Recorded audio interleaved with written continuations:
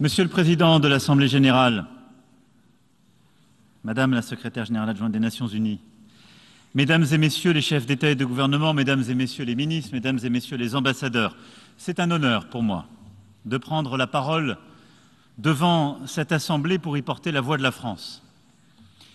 Et à cet instant, je pense à ceux qui se sont battus dans mon pays, mais également partout dans le monde, pour que précisément la France soit libre. À ceux aussi qui ont estimé que le destin de l'Europe ne pouvait leur être indifférent en d'autres temps. Et celles-là et ceux-là, qu'ils viennent d'Afrique, d'Asie, d'Océanie ou d'Amérique, parce qu'une part de leur liberté comme de l'avenir du monde s'y jouait. Je pense à ceux qui ont écrit notre charte et bâti les murs de cette organisation pour conjurer le pire, une fois celui-ci advenu à 2 reprises au XXe siècle, infligeant à l'humanité tout entière d'indicibles souffrances. N'oublions jamais cette dette. Elle sert les intérêts de tous nos pays et nous montre le chemin de la paix. Elle nous rappelle qu'il n'est d'autre centre de pouvoir légitime et durable que celui que les nations décident souverainement en s'unissant. Elle nous dit que l'universalité de notre organisation n'est au service d'aucune hégémonie, d'aucune oligarchie géopolitique. Or, cet héritage, notre organisation, tout comme d'ailleurs nos choix en tant que nation, sont aujourd'hui confrontés à une alternative. Nous avons aujourd'hui à faire un choix simple au fond, celui de la guerre ou de la paix. Le 24 février dernier, la Russie, membre permanent du Conseil de sécurité, a rompu, par un acte d'agression, d'invasion et d'annexion, notre sécurité collective. Elle a délibérément violé la Charte des Nations unies et le principe d'égalité souveraine des États. Dès le 16 mars, la Cour internationale de justice a déclaré l'agression russe illégale et a exigé le retrait de la Russie. La Russie a décidé, ce faisant, d'ouvrir la voie à d'autres guerres d'annexion, aujourd'hui en Europe, mais peut-être demain en Asie, en Afrique ou en Amérique latine. On peut dire tout ce qu'on veut aujourd'hui, et j'entends nombre de débats, j'ai entendu nombre de prises de parole. Il est une chose sûre et certaine, au moment où je vous parle, il y a des troupes russes en Ukraine, et à ma connaissance, il n'y a pas de troupes ukrainiennes en Russie. C'est un état de fait, et nous devons tous le regarder. Plus cette guerre dure, plus elle devient menaçante pour la paix en Europe, mais aussi pour celle du monde. Elle nous conduit vers une conflictualité élargie, permanente, où la souveraineté et la sécurité de chacun ne dépendent plus que de rapports de force, de taille des armées, de la solidité des alliances ou des intentions des groupes armés et des milices. Où ceux qui se considèrent comme forts cherchent à soumettre par tous les moyens ceux qu'ils considèrent comme faibles. Ce à quoi nous assistons depuis le 24 février dernier est un retour à l'âge des impérialismes et des colonies. La France le refuse et recherchera obstinément la paix. Là-dessus, notre position est claire et c'est au service de cette position que j'assume le dialogue conduit avec la Russie dès avant le déclenchement de la guerre, tout au long des derniers mois, et que je continuerai de l'assumer. Car c'est ainsi qu'ensemble nous rechercherons la paix. La recherche de la paix par les initiatives prises au cours des années et des mois qui ont précédé le conflit pour l'éviter. La recherche de la paix depuis le 24 février par le soutien humanitaire, économique et militaire que nous apportons au peuple ukrainien pour exercer son droit de légitime défense et préserver sa liberté. La recherche de la paix par notre condamnation de l'invasion d'un État souverain de la violation des principes de notre sécurité collective, des crimes de guerre commis par la Russie sur le sol ukrainien et par notre refus de l'impunité. La justice internationale devra établir les crimes et juger les coupables. La recherche de la paix, enfin, par notre volonté d'endiguer l'extension géographique et d'intensité de la guerre. Il nous incombe à cet égard de soutenir les efforts de l'Agence internationale de l'énergie atomique pour prévenir les conséquences de la guerre sur la sûreté et la sécurité nucléaire, comme nous le ferons demain aux côtés des Ukrainiens dont la souveraineté sur leurs centrales ne saurait être discutée. Nous avons obtenu qu'une mission de l'agence se rende sur le terrain et établisse un rapport de façon indépendante. Travaillons ensemble pour prévenir le risque d'un accident dont les conséquences seraient dévastatrices. Nous savons tous, ici, que seul un accord respectant le droit international permettra de rétablir la paix. Une négociation ne sera possible que si, souverainement, l'Ukraine le veut et la Russie l'accepte de bonne foi. Nous savons tous aussi qu'une négociation n'aboutira que si la souveraineté de l'Ukraine est respectée, son territoire libéré, sa sécurité protégée. La Russie doit maintenant entendre qu'elle ne saurait imposer quelque volonté par des moyens militaires, même en y adjoignant avec cynisme des simulacres de référendum dans des territoires bombardés et désormais occupés. Il incombe aux membres du Conseil de sécurité de le dire haut et clair, et aux membres de cette Assemblée de nous soutenir sur ce chemin de la paix. J'appelle à cette tribune les membres des Nations Unies à agir pour que la Russie renonce au choix de la guerre, en mesure le coût pour elle-même et pour nous tous, et mette un terme à son agression. Il ne s'agit pas ici de choisir un camp entre l'Est et l'Ouest, ni entre le Nord et le Sud. Il s'agit de la responsabilité de tous ceux qui sont attachés au respect de la Charte et à notre bien le plus précieux, la paix. Car au-delà de la guerre, c'est un risque de division du monde qui se joue en raison des conséquences directes et indirectes du conflit. Je sais qu'ici, dans cette Assemblée, beaucoup nourrissent un sentiment d'injustice face aux conséquences énergétiques, alimentaires, économiques, dramatiques de la guerre menée par la Russie. Je sais aussi que certains pays, ici représentés, sont restés dans une forme de neutralité à l'égard de cette guerre. Mais je veux vous le dire avec la plus grande des nettetés aujourd'hui. Qui voudrait mimer le combat des non-alignés en refusant de s'exprimer clairement, se trompe et prend une responsabilité historique. Le combat des non-alignés, c'était un combat pour la paix.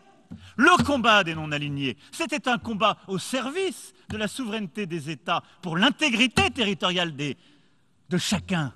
Le combat des non-alignés, c'est ceux-là.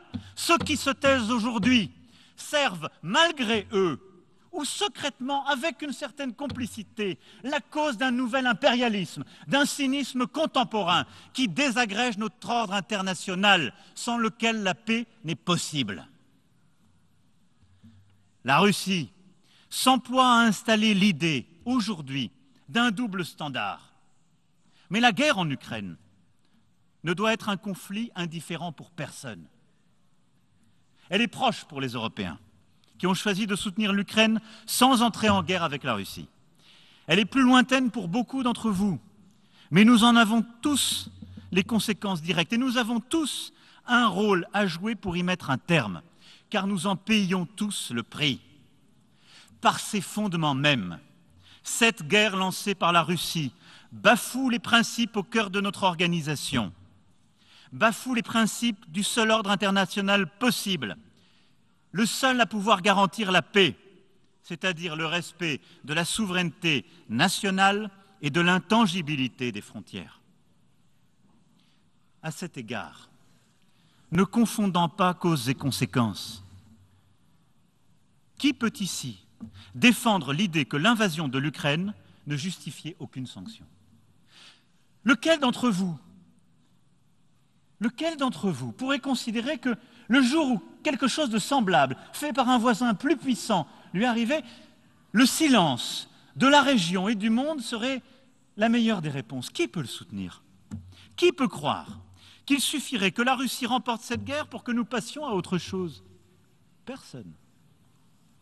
L'impérialisme contemporain n'est pas européen ou occidental. Il prend la forme d'une invasion territoriale, adossée à une guerre hybride, mondialisée, qui utilise le prix de l'énergie, la sécurité alimentaire, la sûreté nucléaire, l'accès à l'information et les mouvements de population comme des armes de division et de destruction. C'est en cela que cette guerre porte atteinte à nos souverainetés à tous.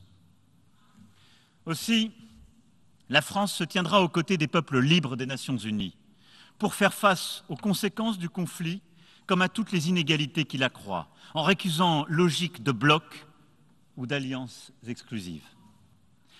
Car au-delà des conséquences directes de la guerre, le risque qui est aujourd'hui le nôtre est celui d'une nouvelle partition du monde.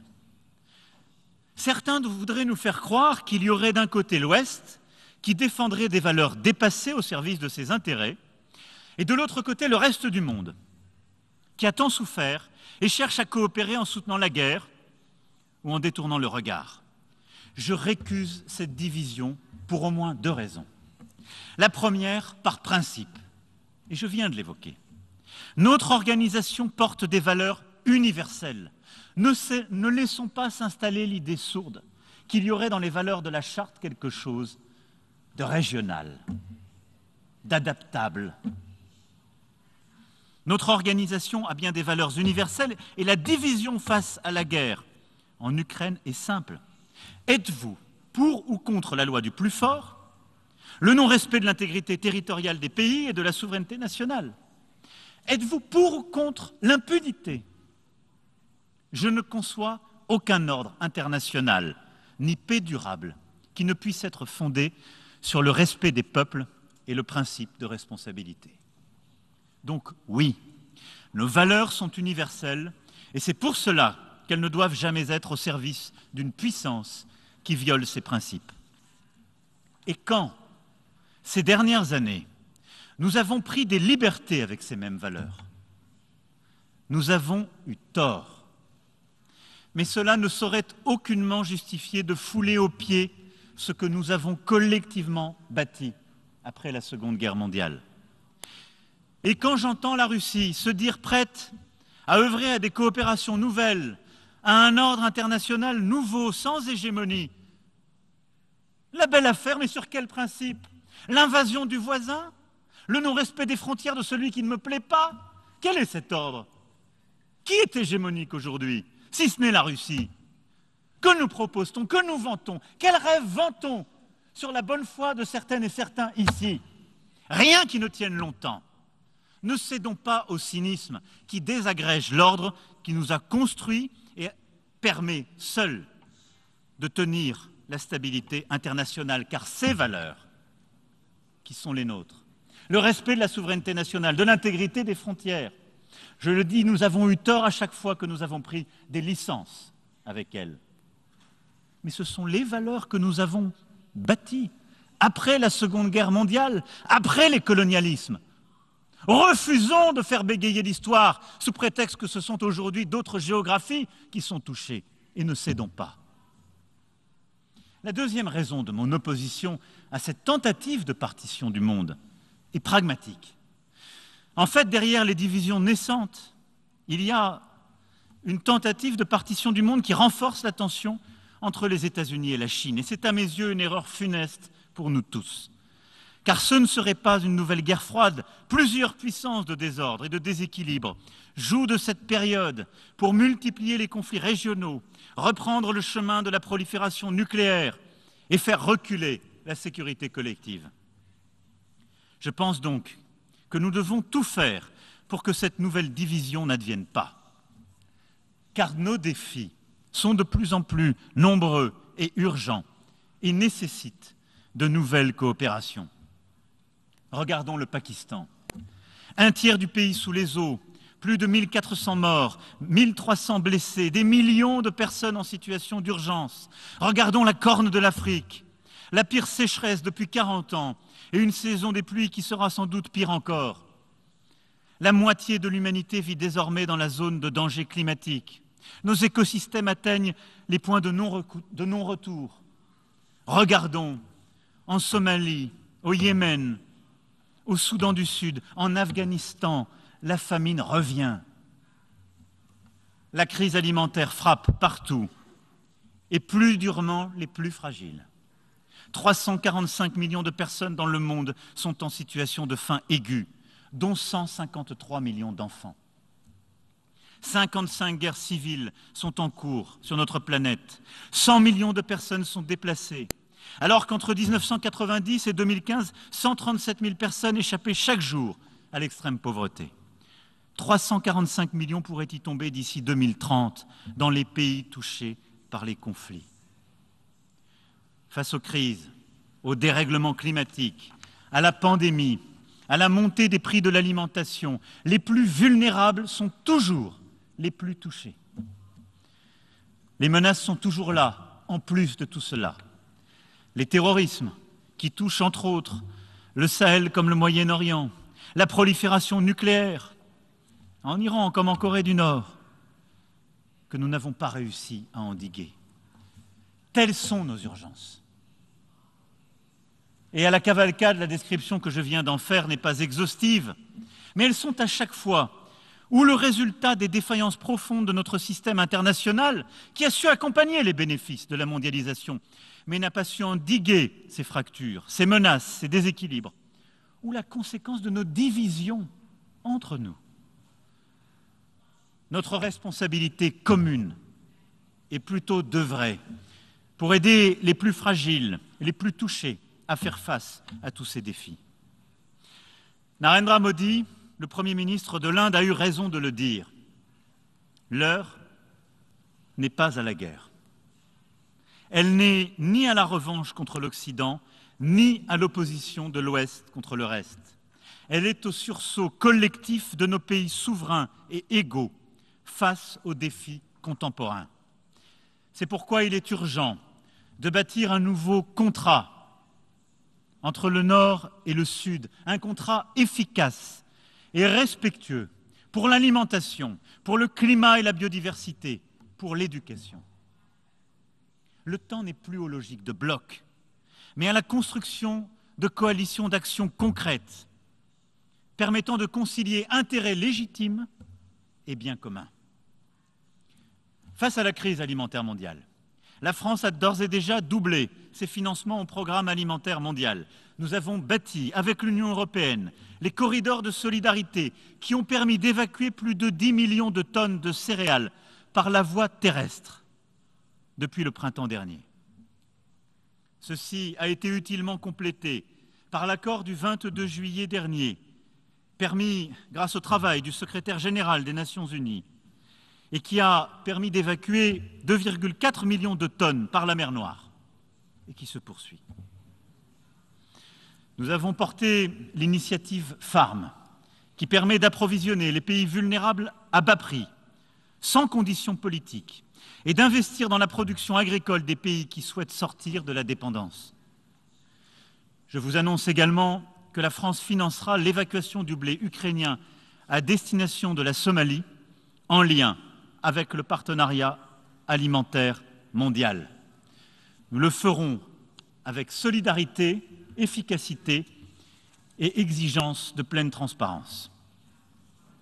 Demain, nous réunirons l'Union africaine, les agences des Nations Unies, l'Organisation mondiale du commerce, le FMI, les banques de développement et la Commission européenne pour bâtir un mécanisme viable d'accès aux engrais pour l'Afrique, en complément, là encore, des initiatives du secrétaire général sur ce point.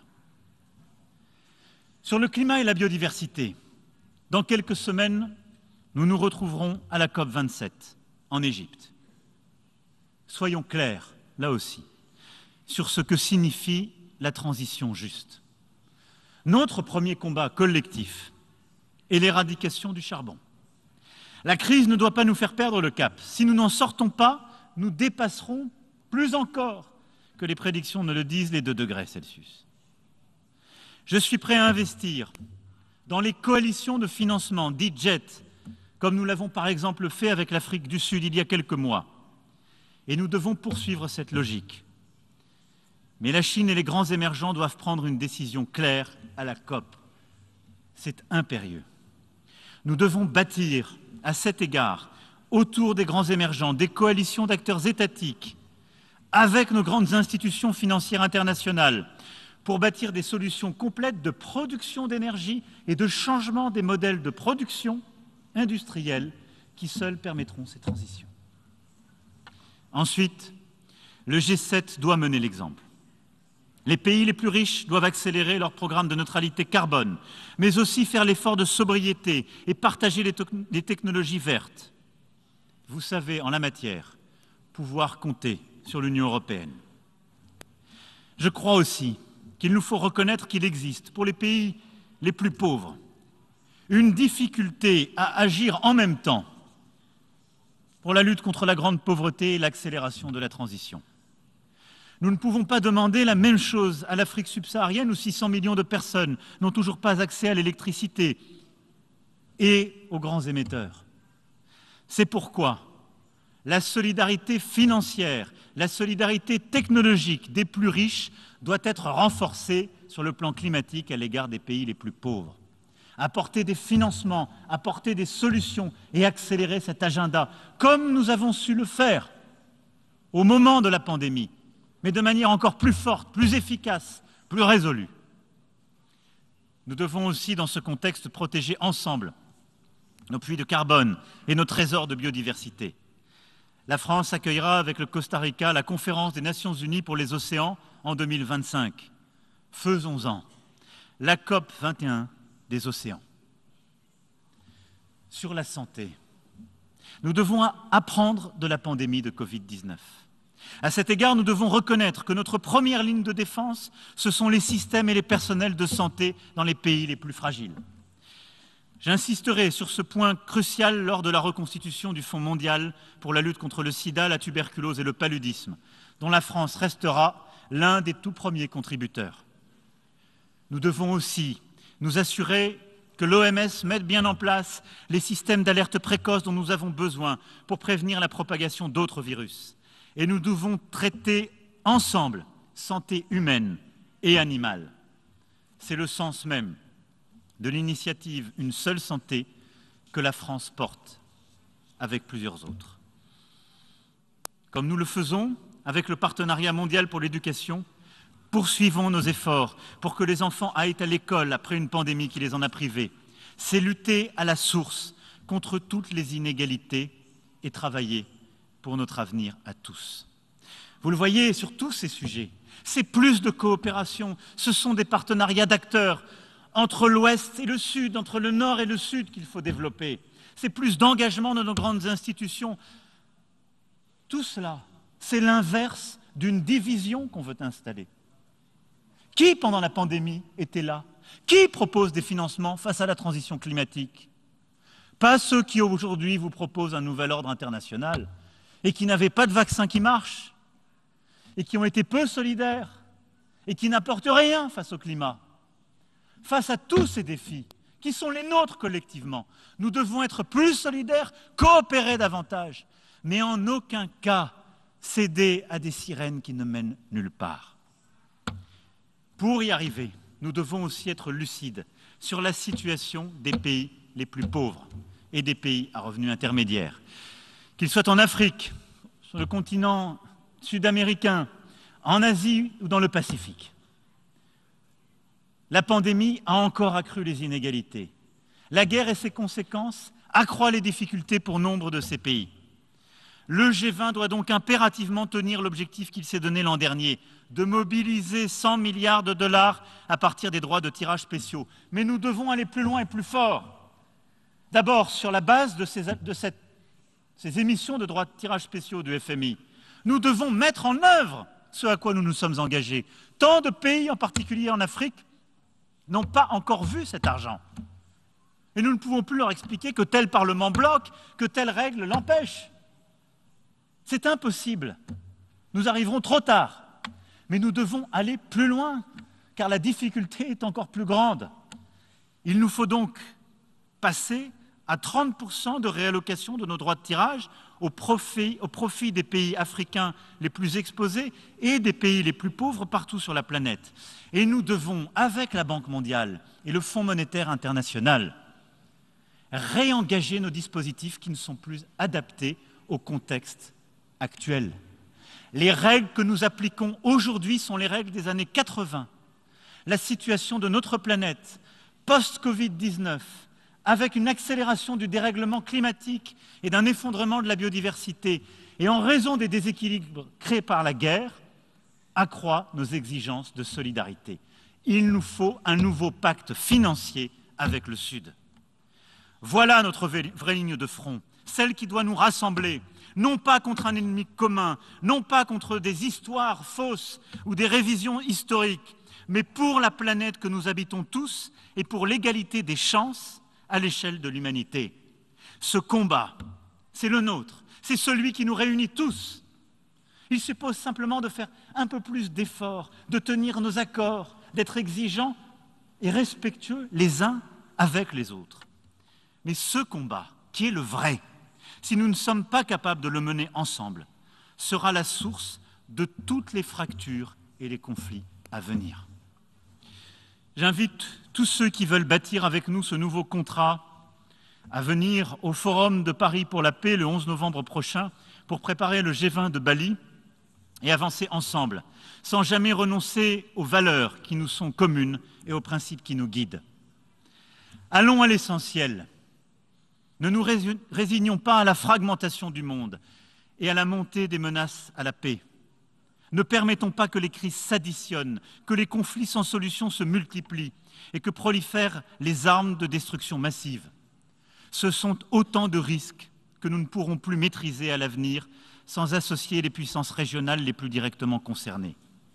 C'est précisément ce travail d'association des puissances régionales que nous voulons faire au Moyen-Orient, en assurant le suivi de la conférence de Bagdad que nous avons tenue en 2019, pour la stabilité de l'Irak, pour celle du Liban et de toute la région.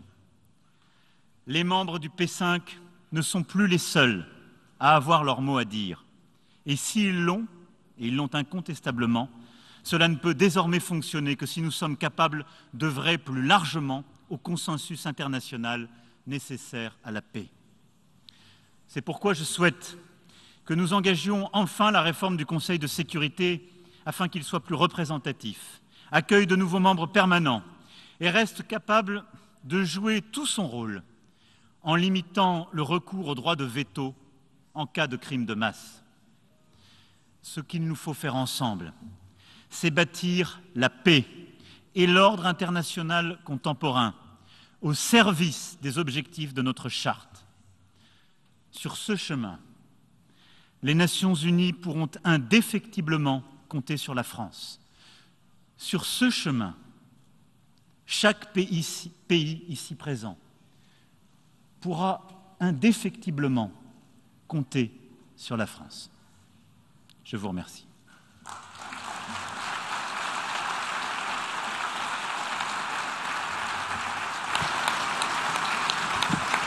On behalf of the Assembly, I wish to thank the President of the French Republic for the statement just made, and I request protocol to escort His Excellency.